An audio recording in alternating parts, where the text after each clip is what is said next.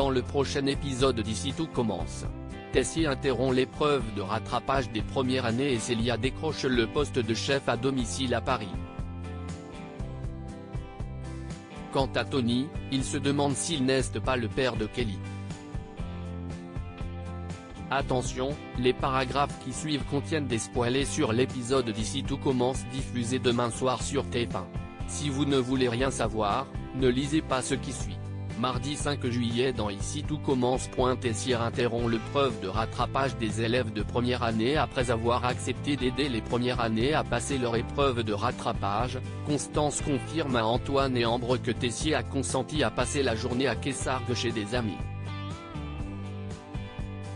Ainsi, ils pourront repasser leur examen dans la journée. Si Ambre est inquiète de revivre le même fiasco que pendant leur premier essai, l'infirmière garantit qu'ils seront de retour pour 18 h afin que son mari puisse goûter leur création.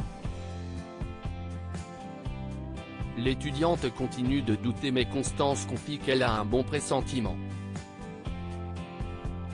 Antoine demande à la jeune femme de ne pas se mettre la pression et de se concentrer sur l'épreuve, certain qu'elle va sortir le plat de sa vie.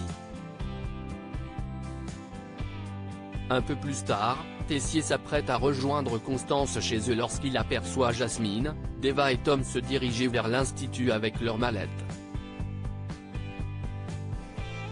Il voit ensuite Jasmine faire tomber ses fiches de révision par terre et prévient sa femme qu'il doit finalement vérifier quelque chose.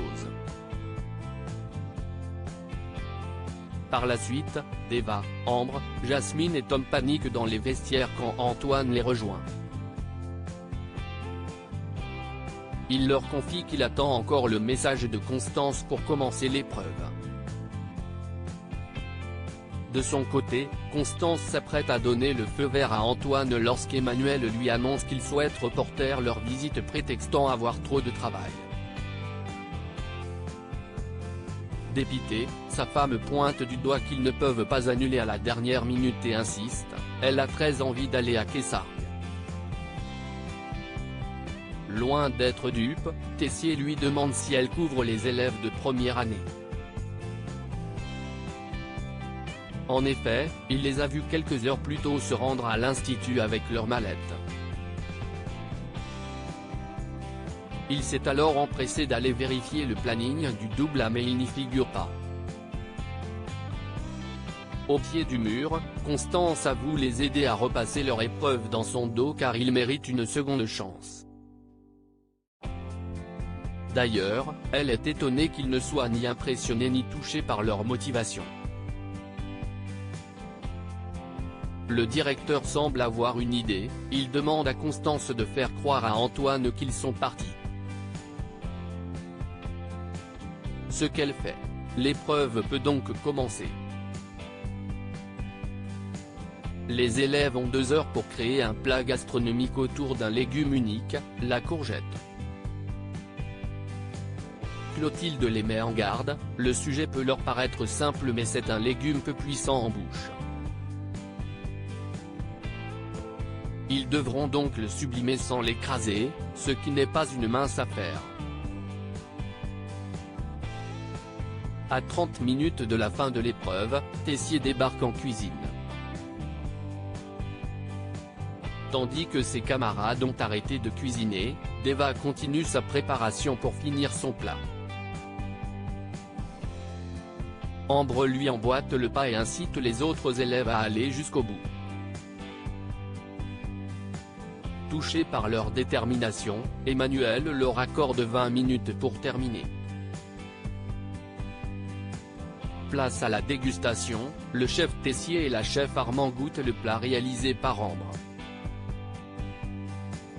D'après Clotilde, l'ensemble a du caractère et est très abouti. Quant à Tessier, il estime qu'elle a progressé et la félicite. Jasmine propose à son tour un dessert à base de courgettes, chocolat et noisettes torréfiées. Si l'idée leur semble étonnante, ils trouvent le résultat brillant. L'heure du verdict est arrivée. Clotilde pense que tous les plats sont excellents et que les élèves ont la technique ainsi qu'une touche personnelle. Selon elle, leurs créations sont au-dessus de ce qui est normalement demandé en fin de première année. De son côté, Tessier admet que les assiettes sont au niveau. Cependant, vu le naufrage de la première épreuve, il pense que certains élèves méritent d'être sauvés mais ce n'est pas le cas de tous. Des élèves seront donc définitivement virés de l'institut. Célia décroche un poste de chef à domicile à Paris ce bon matin. Célia est en visioconférence et décroche un poste de chef à domicile à Paris. De ce fait, elle doit quitter les Marais Salants dans 2 semaines.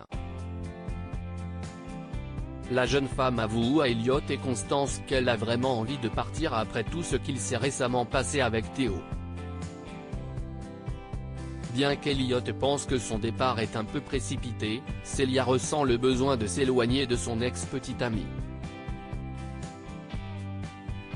D'ailleurs, ses grands-parents vont vendre leur exploitation. Hortense et Elliot sont très attristés par son départ et Célia leur avoue qu'ils vont lui manquer. Plus tard, Hortense et Elliot croisent Théo dans le parc. Il a l'air déprimé. Ils le rejoignent et le poussent à se confier. Le jeune homme leur avoue souffrir énormément de savoir Célia si proche de lui, il n'arrête pas de penser à elle tout le temps.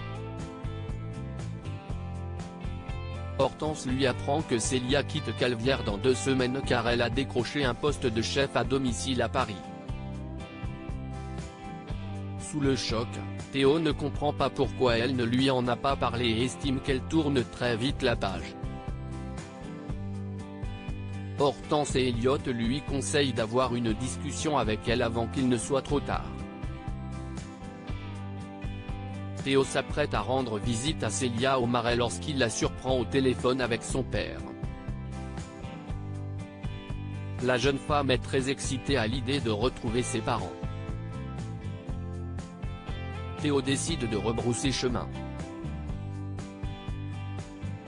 Tony n'est pas le père de Kelly alors que Tony s'apprête à partir pour les livraisons. Laetitia arrive à la table des Rivières pour récupérer sa commande.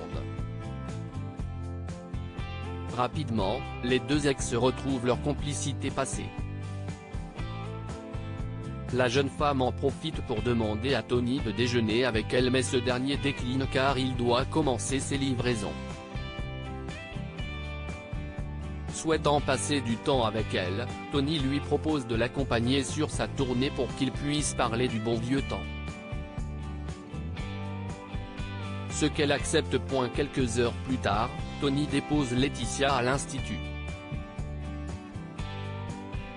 Après avoir hésité, ce dernier cherche à savoir s'il n'est pas le père de Kelly. Après tout, les dates pourraient correspondre avec leur aventure.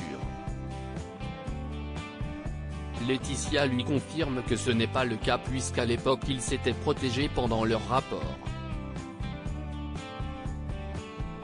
Elle finit par lui avouer qu'elle avait également un petit ami nommé Thomas à cette période. Elle lui affirme qu'il est le père de sa fille. Au loin, Guillaume les aperçoit et décide de les rejoindre. Laetitia fait les présentations et les deux hommes s'entendent très bien.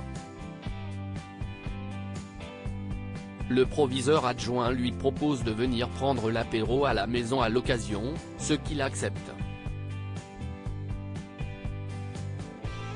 Laetitia le tiendra au courant pour définir une date.